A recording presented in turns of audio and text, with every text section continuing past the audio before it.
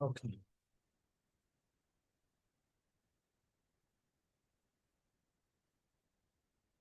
పురం వీరం మహావిష్ణుం జలంతం సర్వతోముఖం నరసింహం భీషణం భద్రం నిత్యములుట్టెను శ్రీ నరసింహ జయ నరసింహ జయ జయ నరసింహ ప్రహ్లాదేశ జయ భద్ర ముఖ పద్మం బ్రహ్మ పురం వీరం మహావిష్ణుం జలంతం సర్వతోముఖం నరసింహం భీషణం భద్రం నిత్యం నమామి శ్రీ నరసింహ జయ నరసింహ जय जय नरसिंह प्रहलादेश जय ब्रह्म ब्रह्म ब्रह्म महाविष्णु जलंधम सर्वतोमुखं नरसिंहं भीषणं भद्रं मृत्युं नमामि श्री नरसिंह जय नरसिंह जय जय नरसिंह प्रहलादेश जय पद्म मुख पद्म ब्रह्म ओम नमो भगवते वासुदेवाय ओम नमो भगवते वासुदेवाय ओम नमो भगवते वासुदेवाय नारायणं नमस्कृत्यं नरं चैव नरोत्तमं देवीं सरस्वतीं व्यासं ततो जयमुदीरयेत् नष्टप्रायेषु नित्यं भागवत सेवा भगवते उत्तमश्लोके भक्तिर्भवति नमस्ते कृष्णाय वासुदेवाय देवकी नंदनाय च नंदगोपकुमाराय गोविंदाय नमो नमः ओम अज्ञानतिमिरन्दस्य ज्ञानाञ्जनाशलाकय चक्षुरुन्मीलितं येन तस्मै श्रीगुरवे नमः नमो विष्णुपादाय कृष्णप्रेष्ठाय भूतले श्रीमते स्वामिनिति नाम नमस्ते सरस्वती गौरवाणी व्रचारिणे निर्विशेष पाश्चात्यदेशतारि जय श्री कृष्ण चैतन्य प्रभु नित्यानंद श्री अद्वैत गदाधर श्रीवासदि गौरभक्तवृंद हरे कृष्णा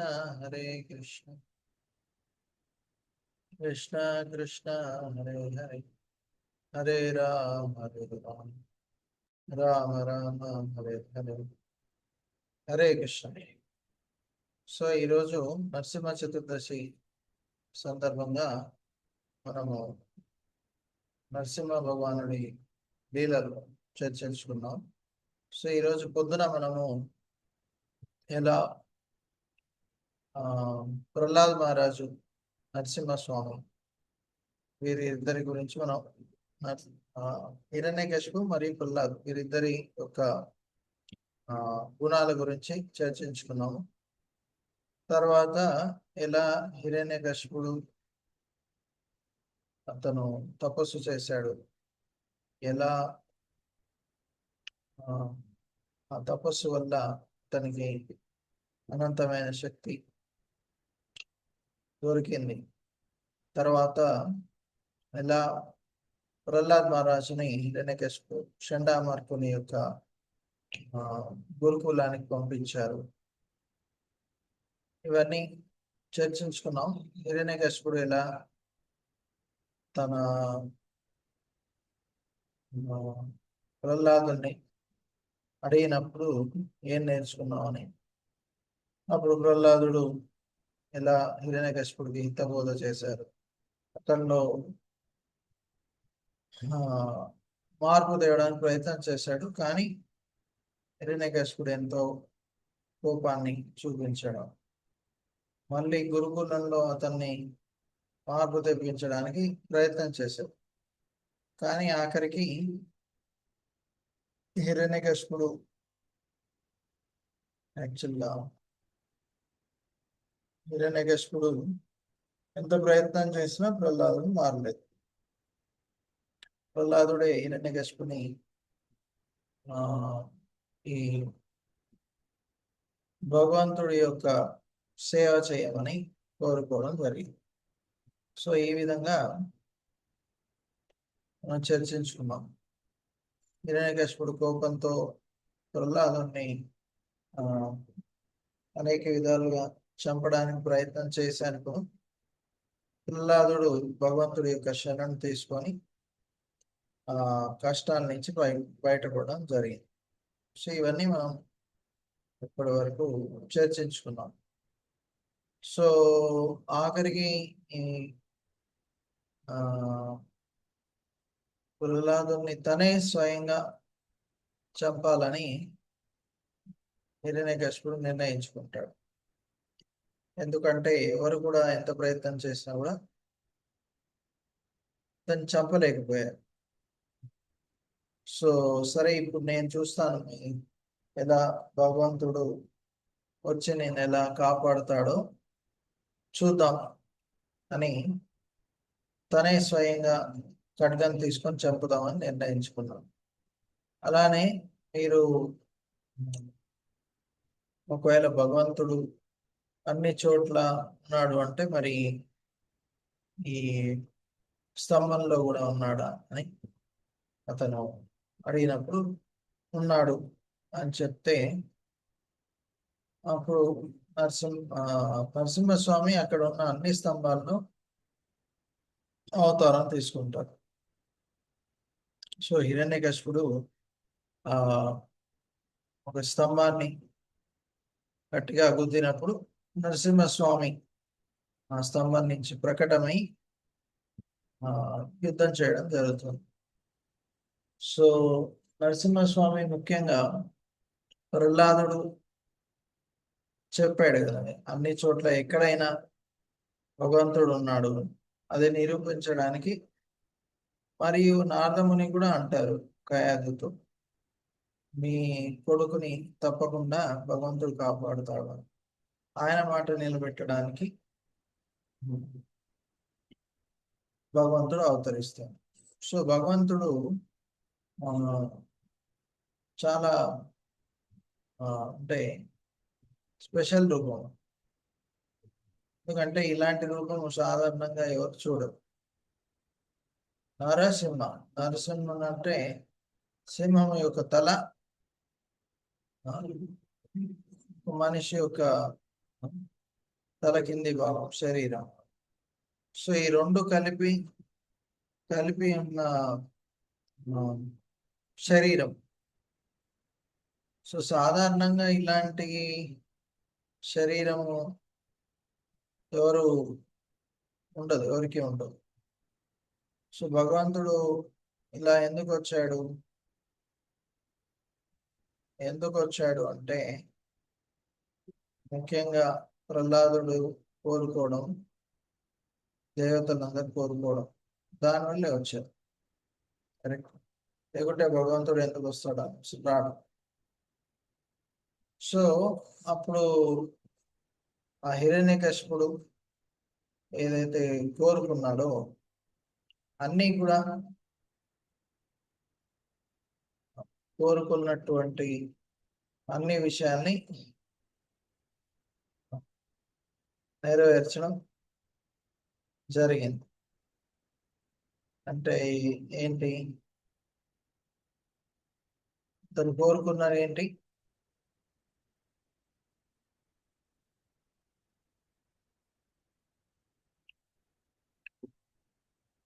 తను కోరుకున్నది ఏంటి? ఒకటేమో సూర్యాస్తమం, అంటే సూర్యాస్తమం సూర్యోదయం సమయంలో కాకుండా, మరియు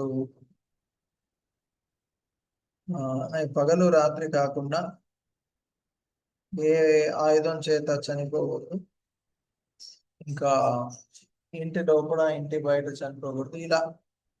సో భగవంతుడు ఏం చేశాడు, ఈ అన్ని నియమాలు పాటించేటట్టు తను ఆ రూపం తీసుకొని చంపడం జరిగింది. సో చాలా అద్భుతమైన రూపం అది. కరెక్ట్. అది సాధారణమైన రూపం కాదు. కరెక్ట్. సో ఒక నిమిషం.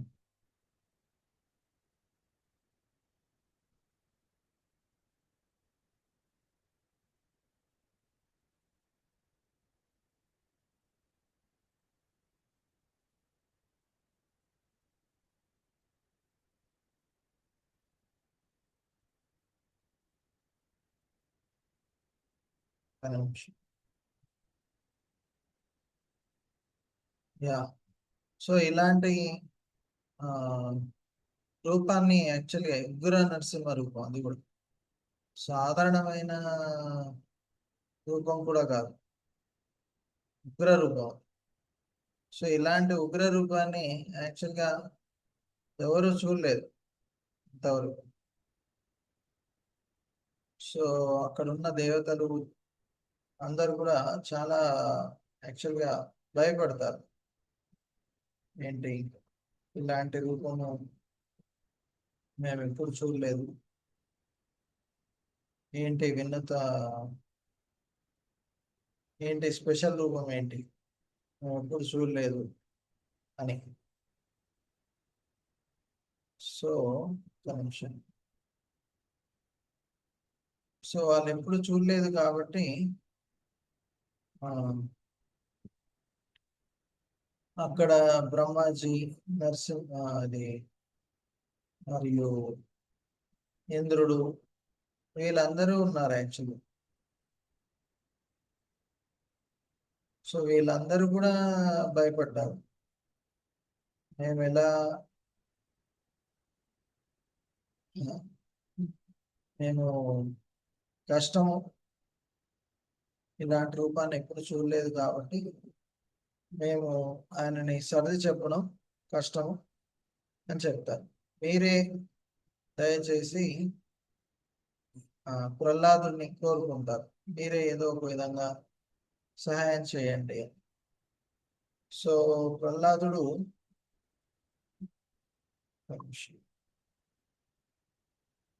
సో ప్రహ్లాదుడు యాక్చువల్గా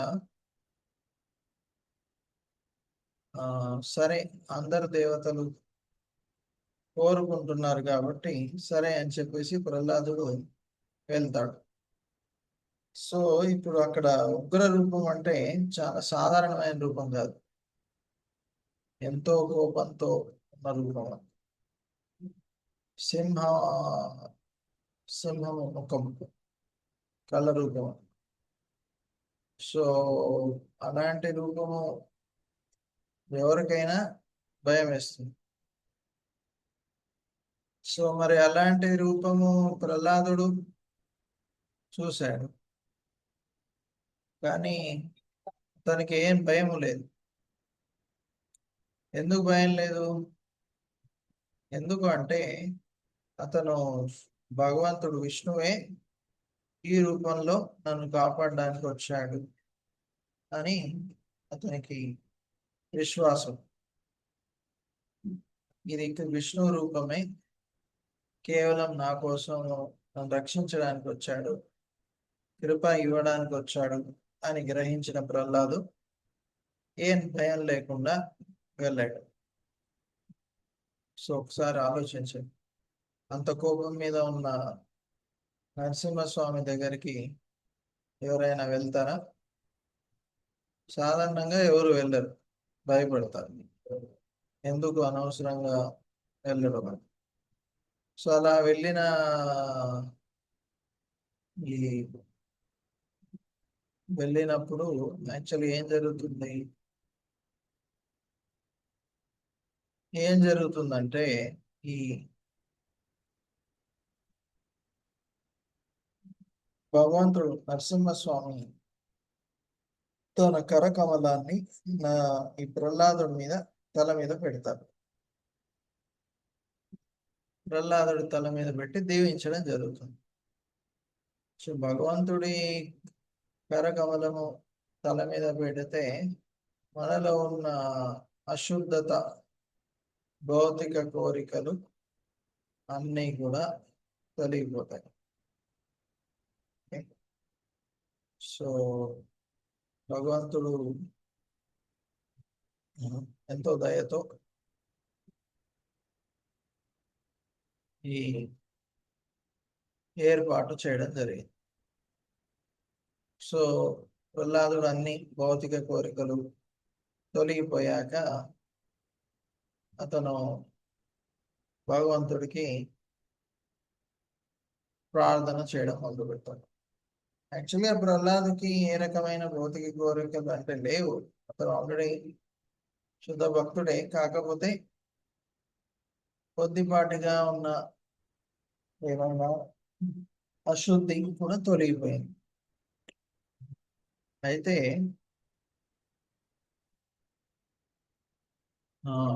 ప్రహ్లాదుడు సాధారణంగా ఎవరైనా అలాంటి పరిస్థితుల్లో భగవంతుడుని ప్రసన్నం చేయగలిగామనుకో, మిగతా దేవతలు ఎవరు కూడా ప్రసన్నం చేయలేకపోయారు.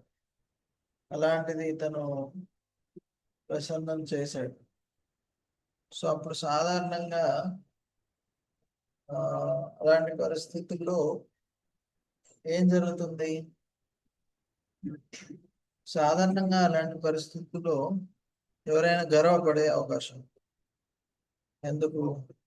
చూడండి, కేవలం నా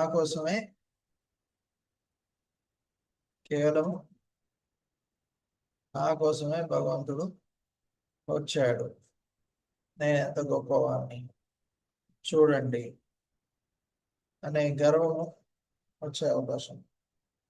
కానీ ప్రహ్లాదుడు ఏ రకమైన గర్వం లేకుండా ఎంతో నమ్రభావంతో భగవంతుణ్ణి ప్రార్థించడం జరిగింది. సో ఇప్పుడు ఆ ప్రార్థన ఏంటో మనం చూద్దాం.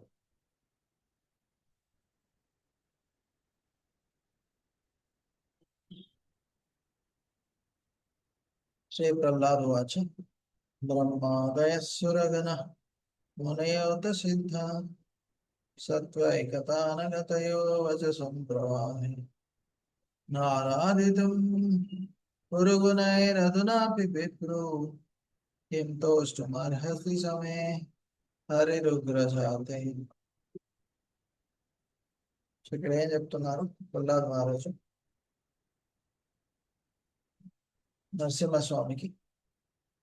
నరసింహస్వామి, మీరు అసుర కులంలో, నేను అసుర కులంలో పుట్టిన వ్యక్తిని. నేనెలా మీకు ప్రార్థనలు అర్పించగలను? భగవంతుని ఎలా ప్రసన్న చేయగలను? బ్రహ్మ ఆది దేవగణులు వారు కూడా మిమ్మల్ని ప్రసన్నం చేయలేకపోయారు. అలాంటిది నేను ఎలా మిమ్మల్ని ప్రసన్నం చేయగలను?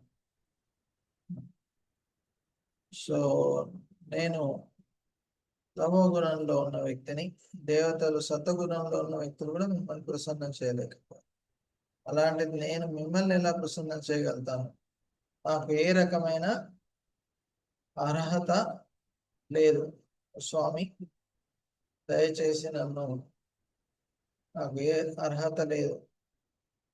సో ఈ విధంగా ప్రహ్లాదుడు ప్రార్థనలు అర్పిస్తారు. సో ఒక వైష్ణవుడు ఎప్పుడు కూడా తనకు అర్హత లేదు అనే భావనలో ఉంటాడు. భగవంతుడికి సేవ చేసే అర్హత నాకు లేదు, ఆ భావంలోనే ఉంటారు. సో ఎప్పుడు కూడా అతనిలో గర్వం ఉండదు. నేను గొప్ప వ్యక్తిని అనే అహంభావంలో ఎప్పుడు ఉన్నాడు. సో అలాంటి వారే మరి భగవంతుడి యొక్క కృపని పొందవచ్చు. ఒకవేళ అలాంటి భావనలో లేకపోతే ఎప్పటికీ మనకు భగవంతుడి కృప దొరకదు. ఓకే, మన్యేతనాభిజనరూప తపస్సు తోజస్ తేజ ప్రభావ బల పౌరుష బుద్ధియోగం ఆరాధనాయ హి భవంతి పరస్య పుంసో భక్తో భక్త్యా కుతోష భగవాన్ గజయూతపాయ. సో ప్రహ్లాద్ మహారాజ్ ఏమంటున్నారు, ఒకరి దగ్గర ఎంతో ధనము, మంచి పరివారము, అందము, శక్తి, నైపుణ్యము, ఇలా భౌతిక శక్తులు ఎన్నో ఉండవచ్చు. కానీ ఇవన్నీ కూడా భగవంతుణ్ణి ప్రసన్నం చేయరు. భగవంతుణ్ణి కేవలము సేవ ద్వారానే మనము ప్రసన్నం చేయగలం. సేవ లేని సేవ లేకపోతే మనం భగవంతుణ్ణి ప్రసన్నం చేయలేము. కేవలం సేవ ద్వారానే మనము భగవంతుణ్ణి ప్రసన్నం చేయగలం. లేకుంటే ఎవరు కూడా భగవంతుని ప్రసన్నం చేయలేరు అని ఇక్కడ చెప్తున్నారు. సో ఈ ప్రహ్లాదుడు చెప్పేది కరెక్టే. గజేంద్రుడు యాక్చువల్గా ఒక పశువు, ఏనుగు, అయినా కూడా భగవంతుని ప్రసన్నం చేయగలరు. హిరణ్యకశిపుడి దగ్గర భౌతికంగా చూస్తే అన్నీ ఉన్నాయి, శక్తి, యుక్తులు అన్నీ, ముల్లోకాలు అన్నీ కూడా అదుపులో పెట్టేసుకున్నాయి. కరెక్ట్. సో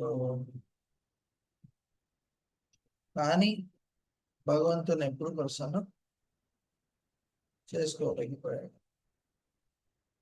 సో అది తేడా. భక్త్యామావిజానాతి యావనిశ్చాస్మి తద్వత్. కేవలం భక్తి ద్వారానే మనము భగవంతుని ప్రసన్నం చేయవచ్చు. భక్తి లేకపోతే ఎంత డబ్బున్నా, నీ పేరు ప్రఖ్యాతలున్నా ప్రసన్నం చెందలేము. నెక్స్ట్, విప్రద్విషద్గుణయుత అరవిందనాభ పాదారవిందముఖస్వపచం వరిష్టం మన్యేతదర్పితమనో వచనేహితార్థం ప్రాణం పునతి పునాతి సకులం అతుమాన. బ్రాహ్మణుల్లో కావలసిన 12 బ్రాహ్మణికల బ్రాహ్మణ లక్షణాలు ఉండవచ్చు. కానీ అతను భగవంతుడు భక్తుడు కాకపోతే, భక్తుడు ఎవరైతే కుటుంబం తినే వంశం నుంచి వచ్చిన వ్యక్తి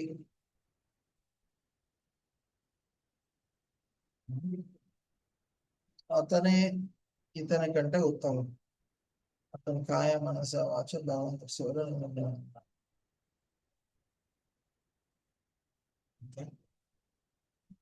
సో అలాంటి భక్తుడు తన కుటుంబాన్ని అంతా కూడా ఉద్ధరిస్తాడు, శుద్ధిపరుస్తాడు.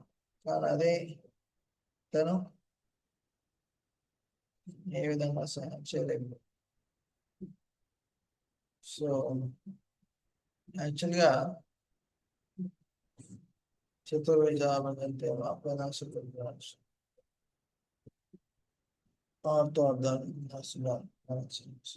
సో ఆ లక్షణాలు ఉన్నప్పుడే వారు కృపని పొందవచ్చు. లక్షణం లేకపోతే వృద్ధం.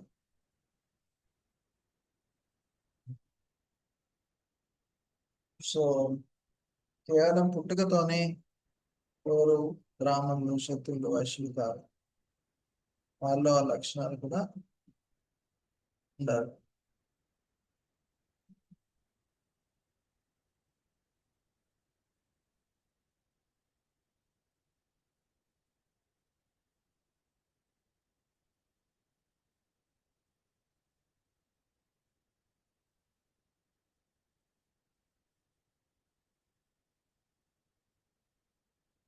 నెక్స్ట్, యాక్చువల్గా అప్పుడప్పుడు విదేశీయులు ఎవరైతే ఆ, దీక్ష తీసుకుంటారు, సన్యాసం తీసుకుంటారు. సో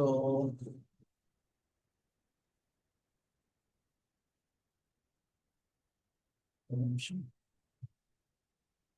యా, వాళ్ళు బ్రాహ్మణులు ఎలా అవుతారు, వారు ఎలా సన్యాసం తీసుకుంటారు అని చాలా మంది ప్రశ్న అడుగుతుంటారు.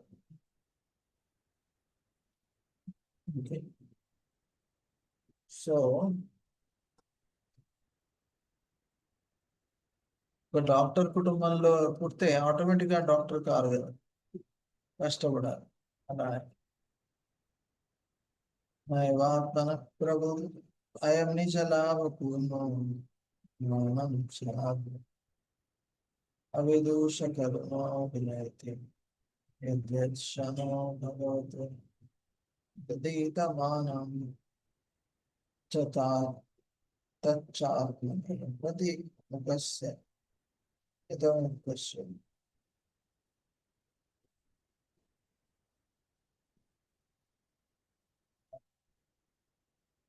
సో భగవంతుడు ఎప్పుడు ఆత్మసంతుష్టితో ఉంటారు. సో ఎప్పుడైనా మనం భగవంతుడికి ఏదైనా అనిపిస్తే దానివల్ల మనకు కూడా మంచి జరుగుతుంది.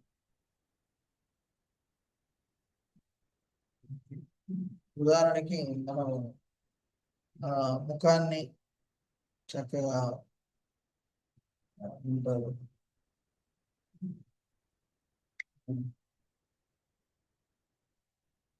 మన ముఖాన్ని సరిదిద్దుకుంటుంటే ఆ అద్దంలో కూడా మన ముఖం కనిపిస్తుంది.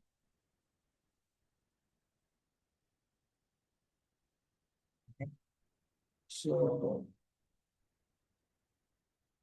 మన ముఖాన్ని మనం చక్కగా డెకరేట్ చేసుకుంటే అద్దం కూడా డెకరేట్ అయినట్టే కనిపిస్తుంది.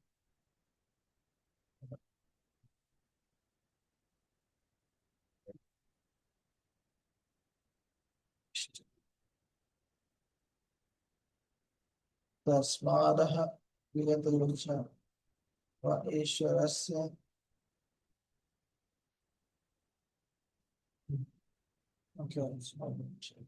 తస్మాదహం విగత విప్లవ ఈశ్వరస్య సర్వాత్మనామహిర్నామ తత మనీషం నీచో అజయ గుణ విసర్గం అనుప్రవిష్ట భూయేత ఏన హి పుమాన్ వర్ణితే.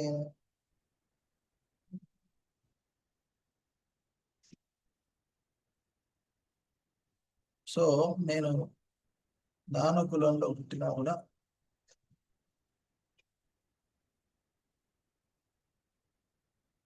సో అయినా కూడా నాకు ఈ అవకాశం ఇచ్చారు. ఆ బుద్ధి ప్రకారం ఎంత కుదిరితే అంత ప్రార్థన నడిపిస్తాను అని చెప్తున్నాను. అనవసరంగా ఈ భౌతిక భావన ఇరుక్కుపోవాలి అని ఇక్కడ చెప్పడం జరుగుతుంది.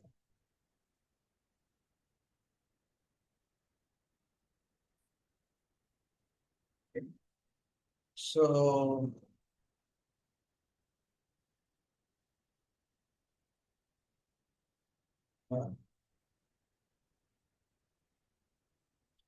సో మన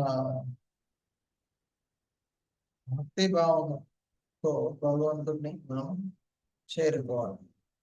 భక్తి భావం లేనిదే భగవంతుడు మనకి ఎప్పుడు కూడా కృప ఇవ్వరు. భక్త్యామామ విజానాతి యావాన్యశ్చాస్మి తత్వం తతో మాం తత్వతో జ్ఞాత విషదే తదంతు.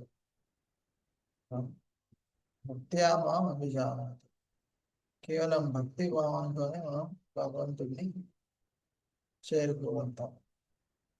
భక్తి భావం లేనిదే ఎప్పటికీ కూడా మనకు కృప అనేది దొరకదు. సో కాబట్టి ఆ భక్తి భావాన్ని మనం పెంచుకోవడానికి తీవ్ర ప్రయత్నం అనేది చేయాలి. సో ఏదో పైన ప్రయత్నం చేస్తే మనకు నిజంగా భగవంతుడి కృప దొరకదు. ఓకే. సో ప్రహ్లాద్ మహారాజు ఇంత నమ్ర భావంతో ఎందుకు ఎలా పెంపొందించుకోగలిగారు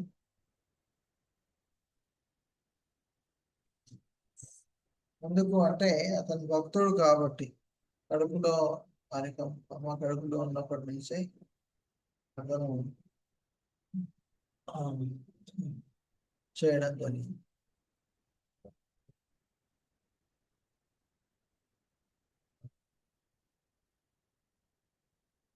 హరే కృష్ణ హరే కృష్ణ కృష్ణ కృష్ణ హరే హరే రామ హరే రామ రామ రామ. ఇలా 7వ స్కందము మొదటి అధ్యాయం, సారీ ఇలా ఈ ప్రహ్లాద్ మహారాజ్ యొక్క స్థుతులు, ప్రేయర్స్ ఎన్నో ఉన్నాయి. యాక్చువల్ కేవలం కొన్ని ఇక్కడ చర్చించుకున్నాం, కానీ ఇంకా ఎన్నో చాలా చక్కని పండించడం జరుగుతుంది.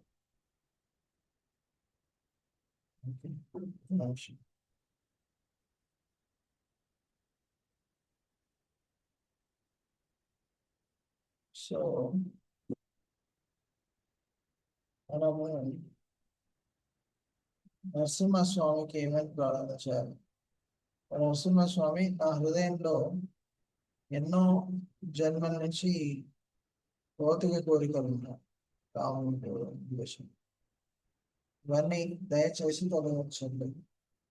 హిరణ్యకశిపుడు లాంటి ఈ భయానకమైన కోరికల్ని తొలగించండి. ఓకే, ఇది అలానే ప్రహ్లాద్ మహారాజులో ఉన్న మంచి గుణాలు నాలో కూడా వచ్చేటట్టు దీవించండి స్వామికి అని చెప్పారు.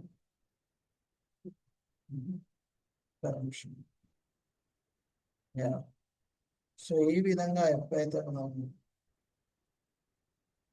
భగవంతుడి సేవలో అయితే తప్పకుండా అన్ని రకాల కష్టాల నుంచి బయటపడవచ్చు. సో మనము ఈ భావన నరసింహ చతుర్దశిలో భగవంతుడికి భావన చేయాలి. ఎక్కువగా లోకాల పుస్తకాలు ఎక్కువసేపు చదవచ్చు. అలానే ఈ విగ్రహానికి కూడా సారీ నరసింహస్వామిని తలుచుకుంటూ ప్రారంభం చేయవచ్చు. ఎవరికి ఏమైనా ప్రశ్నలు ఉన్నాయా? ఈరోజు మనం చర్చించుకున్నాం.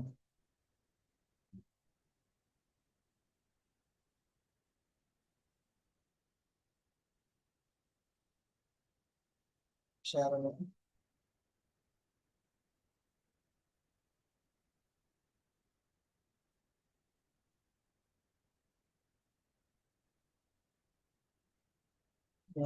చెప్పండి. హరే కృష్ణ ప్రభు, దండవత్తాలు ప్రభు. ఇది ఏ యుగంలో జరిగింది ప్రభు? నరసింహస్వామిది మనకు ఏ యుగంలో జరిగింది ప్రభు? నరసింహస్వామి మనకు ఏ యుగంలో జరిగింది ప్రభు? ఏ యుగంలో జరిగిందా కనుక్కోవాలి, కానీ ఏ యుగంలో జరిగితే అల్టిమేట్లీ మోస్ట్లీ ఇది సత్యుగంలో, ఎందుకంటే హిరణ్యాక్ష సత్యుగం. అవును ప్రభు. ఓకే ఓకే ప్రభు. అంటే ఈ మనకు ప్రహ్లాదునికి పూర్వజన్మ సుకృతం ఏమైనా ఉందా ప్రభు? ఏమైనా గర్భంలో, తల్లి గర్భంలో ఇవన్నీ మన మహాభారతం వినడానికి యాక్చువల్లీ కొన్ని కథలు ఉన్నాయి, అవి ఒకసారి క్రాస్ చెక్ చేసి చెప్తాను. కానీ అతను ఆ పూర్వజన్మలో కొంచెం సేవ చేశాడని ఉంది. హరే కృష్ణ, హరే కృష్ణ. హరే కృష్ణ. ఇంకెవరికైనా ప్రశ్నలు ఉన్నాయా?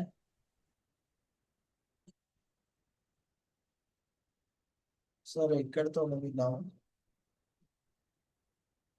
శ్రీ నరసింహదేవ్ భగవాన్